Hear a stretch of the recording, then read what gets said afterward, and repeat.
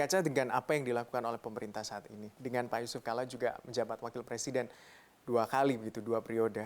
Apakah selama ini, selama masa, ya bisa saya katakan masa pensiun Bapak juga, setelah mengabdi kepada negara sebagai wakil presiden 2 periode, masih selalu memberikan masukan mungkin kepada pemerintah saat ini atau berkomunikasi seperti apa, Pak? Saya ketua PMI, ketua DMI. Lewat dua organisasi itu kita bekerja untuk membantu masyarakat juga dan membantu pemerintah, bekerja sama dengan pemerintah. Lain pihak tentu karena saya lama dengan Pak Jokowi, dengan menteri-menterinya, semuanya teman-teman semuanya. Jadi ya dalam waktu tertentu saya berkonsultasi dengan Presiden untuk sama-sama bagaimana menyelesaikan masalah-masalah ini. Dan itu ya saya teratur, kita diskusi dengan Presiden. Teratur diskusi. Biasanya apa Pak yang paling banyak menjadi topik perbincangan Pak JK dan Presiden? Ya apa yang waktu itu hot, katakanlah COVID. Kita bicara COVID bagaimana bertindak harus lebih keras. Saya katakan harus lebih keras. Tidak boleh. Masyarakat harus disiplin. Karena itu apa yang harus dilakukan secara bersama-sama. Dan beliau tentu juga mempunyai pandangan-pandangan yang sudah berdasarkan pengalaman yang ada, tentu baik. Dan juga tentang bagaimana ekonomi berjalan, itu yang kita diskusikan dengan Bapak Presiden. Pak, ini menarik sebenarnya yang Bapak katakan tadi dan menulis juga buku soal kebijakan bunga. Berarti bisa dikatakan moneter ya Pak, dari sisi moneter yang juga harus mendukung fiskal Indonesia. Berarti yang dilakukan juga oleh saat ini Bank Sentral mempertahankan suku bunga di angka 3,5%. Seberapa lama Pak harus dilakukan itu? Apakah setelah masa atau pada saat menjalani pemulihan ekonomi juga itu harus tetap dilakukan atau seperti apa? Jadi kita selalu diskusikan dengan para pejabat pemerintah waktu saya wapres, panggil Menteri Keuangan, Gubernur Indonesia, OJK dan beberapa menteri lagi untuk mendiskusikan hal-hal yang fundamental. Salah satu yang fundamental seperti tadi itu bagaimana menurunkan. BI sudah sekarang ini dulu terlalu banyak angka, ada angka BI, ada angka jaminan, ada angka rate loan-nya. Nah, sekarang sebenarnya harus satu angka, yaitu angka BI itu yang nanti OJK-nya mengikuti itu untuk penjaminannya, lembaga penjaminan harus mengikuti angka yang dikeluarkan oleh BI itu. Jadi memang ujungnya adalah juga turunnya bunga daripada deposito. Akibat turun bunga dari deposito itu, maka juga bunga loan itu pinjaman, bunga pinjaman itu juga menurun dan itu lebih efisien karena target waktu itu kita harus tidak boleh lebih tinggi bunga kita dibanding katakanlah Thailand dengan Malaysia, karena di situ kita kalah di situ karena kita bunga lebih tinggi, jadi ongkos berusaha di Indonesia lebih tinggi dan pengusaha kita sulit bersaing karena bunga masih double digit, masih 14. Sekarang ini karena itu saya menulis ini bukunya kan.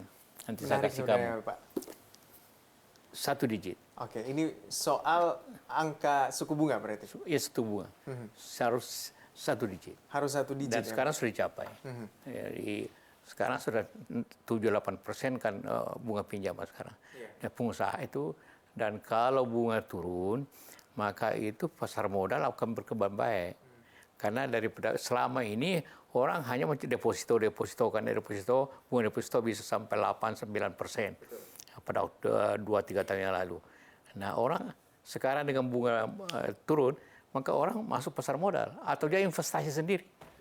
Berarti bisa dikatakan memang ini harus dilakukan juga oleh Bank Indonesia. Tapi berkaca juga pada outlook untuk Bank Indonesia di tahun 2022, melihat bahwa Bank Indonesia juga memperkirakan pertumbuhan ekonomi kita akan di angka 4,7% sampai 5,5%. Seperti apa Anda melihatnya? Ya, itu kan perkiraannya. Semua lembaga-lembaga yang punya data-data bisa membuat perkiraan-perkiraan seperti itu. Bahwa ya sekitar 5 lah. 5 daripada 2001. Kan? 5 dari 2001. 2001 itu berapa? Mungkin masih sekitar 3-4% 2001 ini kan. 2022 dibagikan 5%. Itu kan suatu pertumbuhan. Tapi kita belum kembali kepada situasi 2019 karena terjadi negatif gross-nya tahun 2019. Pak, melihat juga yang tadi kita sempat bicarakan soal outlook ekonomi kita di 2022 dengan outlook 4,7 sampai 5,5%. Apa sih sebenarnya langkah yang harus dilakukan pemerintah agar tujuan-tujuan tersebut tercapai juga? Ada usaha pemerintah, ada kondisi katakanlah ekonomi dunia, ada kondisi ekonomi nasional. Jadi usaha pemerintah memang sangat tergantung kepada itu. Tapi usaha pemerintah yang baik bagaimana industri investasi berjalan tumbuh kembali. Bagaimana yang paling masalah kan ialah bagaimana kita bersaing dalam hal PMA, programasi dengan Indonesia, Thailand, Malaysia, Thailand, Vietnam seperti itu. Itu semua upaya pemerintah yang harus tentu. Satu sudah selesai, bunga sudah turun.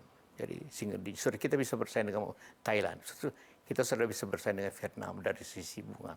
Tapi sebenarnya kita mampu untuk produktivitasnya lebih baik juga. Jadi keamanan relatif baik, politik relatif terkontrol dalam negeri ini. Tidak berbeda dengan Malaysia yang politiknya tiap tahun fluktuatif sama-sama. Jadi sebenarnya optimisme dalam ekonomi Indonesia itu cukup baik seperti itu. Bahwa apakah ada 5 atau 4,5 itu selalu hanya perkiraan. Semua orang bisa buat perkiraan, tapi tentu perkiraan itu tentu berdasarkan data-data, ada juga berdasarkan insting saja mereka semuanya. Mungkin Bapak bisa ceritakan Pak, seberapa besar harga komoditas yang naik ini bisa juga menopang pertumbuhan ekonomi kita di tahun 2022 mendatang. Kalau melihat pengalaman pada saat Bapak jadi Wapres juga ada kenaikan harga komoditas yang cukup besar juga.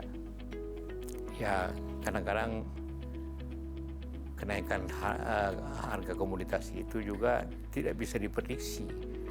Ya, karena ada saja suatu masalah di suatu negara lain, ada saja masalah di Cina.